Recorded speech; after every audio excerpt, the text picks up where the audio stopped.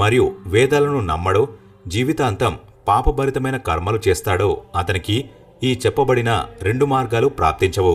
అతను ఈ 2 మార్గాలకి భిన్నంగా అశాస్త్రీయ మార్గం అంటే ఉత్పత్తి వినాశ మార్గానికి వెళ్తాడు. ఇది నరకం యొక్క యాత్ర కోసం. పాపుల ఆత్మలు ఈ మార్గం ద్వారా యమపురికి చేరుకుంటారు మరియు యమధర్మరాజు ముందు జీవితంలో చేయబడిన మంచి మరియు చెడు కర్మల యొక్క లెక్క చెప్తుంది. ఆచి మార్గం బ్రహ్మలోకం మరియు దేవలోక యాత్ర కోసం ఉంటుంది. ధూమ మార్గం పితృలోక యాత్రకి తీసుకువెళ్తుంది. 1,00,000 యోజనాల్లో ముందు పితృలోకం యొక్క ప్రస్తావన గరుడ పురాణం మరియు కఠోర ఉపనిషత్తులో దొరుకుతుంది. ఈ మార్గం ద్వారా వెళ్లే జీవాత్మకి మళ్లీ మనుష్య యోనిలో జన్మ వస్తుంది. స్వర్గం మరియు నరకంలోకి వెళ్లిన ఆత్మలు తమ కర్మ ఫలితాలను అనుభవించిన తర్వాత అవి మళ్లీ భూలోకంలో జనన మరణాల చక్రంలోకి చిక్కుకోవాల్సి వస్తుంది. ఏ ఆత్మలైతే స్వర్గం నుండి తిరిగి భూలోకంలో జన్మ ఎత్తుతాయో వాటికి మనుష్య యోని ప్రాప్తిస్తుంది.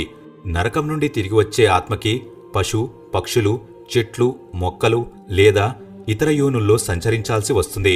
కానీ మోక్షం ప్రార్థించిన పుణ్యాత్మలు జనన మరణ చక్రం నుండి ముక్తి పొందుతాయి మరియు వైకుంఠధామానికి వెళ్తాయి. ఒకవేళ చనిపోతున్న వ్యక్తి ఎవరైనా భగవంతుని నామాన్ని జపిస్తూ ఉంటే కొన్ని నమ్మకాల ప్రకారం అతను కూడా యమధర్మరాజు యొక్క దండనను ఎదుర్కోవాల్సిన అవసరం ఉండదు. దానితో పాటు విష్ణు భగవానుడు అతనికి తన శ్రీచరణాల దగ్గర స్థానమిస్తాడు. మోక్షాన్ని పొందడం ఆత్మ యొక్క అంతిమ లక్ష్యం.